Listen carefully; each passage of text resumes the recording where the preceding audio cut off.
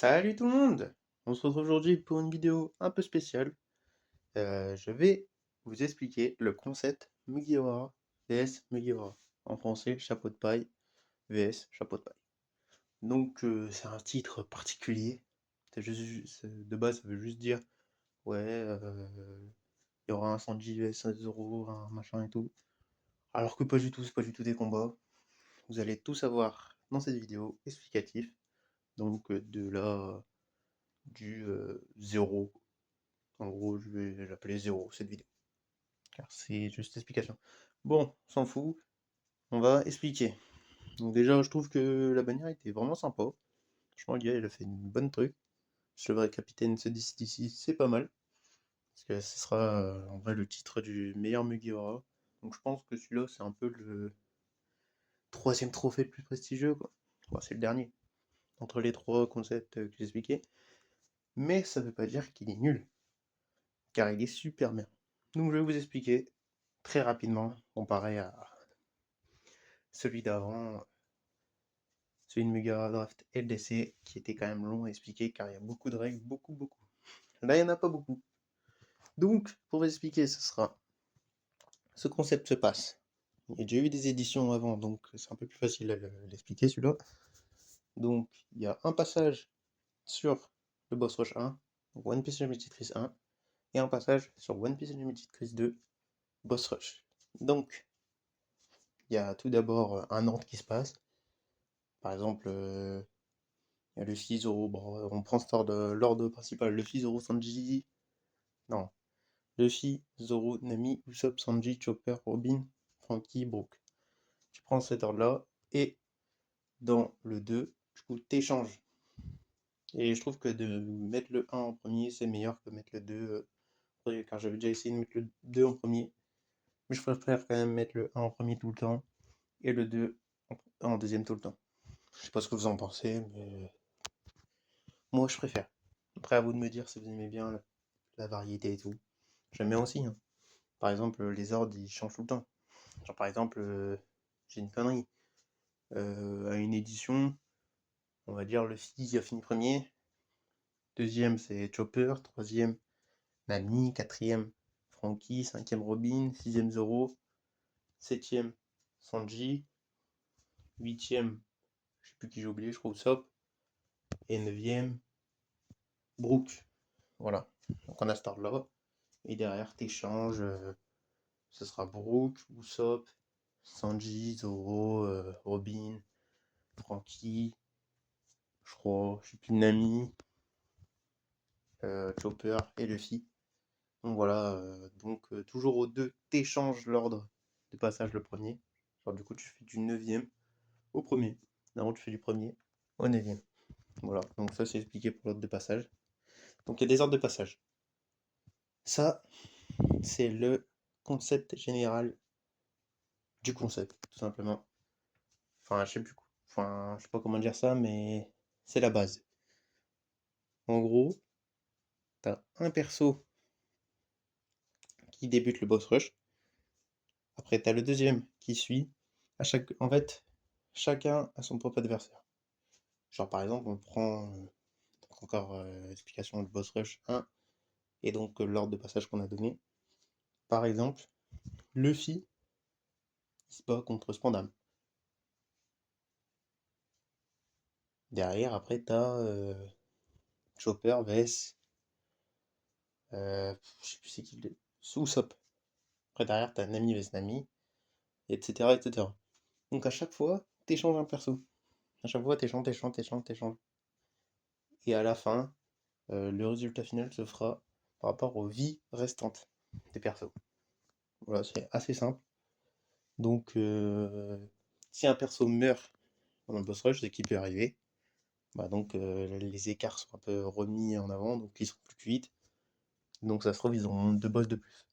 S'ils finissent à 5 à la fin et qu'il reste 10 boss, ils auront 2 boss au lieu des personnes, des fois, qui sont épargnées par d'autres boss, car ils sont au quatrième, par exemple, ils sont à Franky dans la dernière truc du boss rush 1, dans le dernier niveau. Et donc, dès que t'as Franky, bah c'est fini après. n'a plus d'autres adversaires car le Fear Gear Second c'est 6 persos après. Donc voilà, c'est un peu un concept de baston général, mais pas vraiment car c'est du tour par tour. Mais en vrai, c'est dur à expliquer. Enfin, les règles sont faciles à comprendre, mais c'est dur à expliquer. Genre comment ça se joue et tout. De toute façon, vous regardez les éditions d'avant, sans spoil. Ils étaient très très bien. C'est pour ça que j'ai continué en fait. Parce que de base, je devais pas le faire. Et après, je me suis dit, oh, pourquoi pas créer ce petit concept. Et franchement, il était très très bien. Il était même excellent. J'ai kiffé le faire. Et donc, ce concept reviendra, pareil que Mugiwara Draft LDC, après la fin des let's play. Car j'aime bien avoir tout à fond, genre dans le 2, tout sera à fond. Dans le 1, il y aura peut-être les PS qui seront moins à fond, mais dans le 1, j'ai utilisé pour que ça soit équilibré. Donc voilà, ce que j'ai à dire sur ce concept.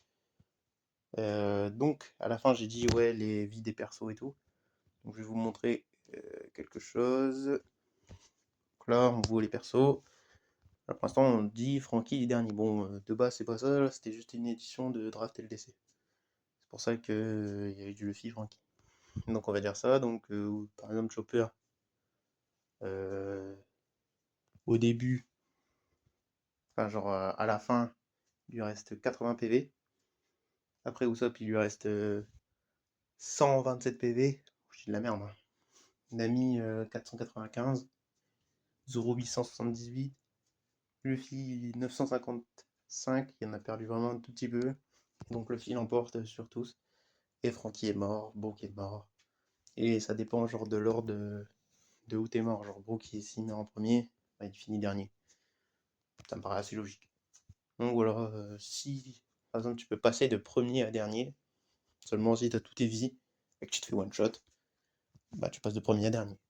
Voilà, c'est pour ça que c'est vraiment excellent comme concept, car que tout peut basculer en un rien de temps. Genre, tu peux te prendre une speed by diff, bam, tu passes de deuxième à huitième, d'un coup. Et après, vu que c'est en constance tout le boss rush, il doit avoir 6 boss chacun. Bah, ces 6 boss, tu dois bien les gérer et tout.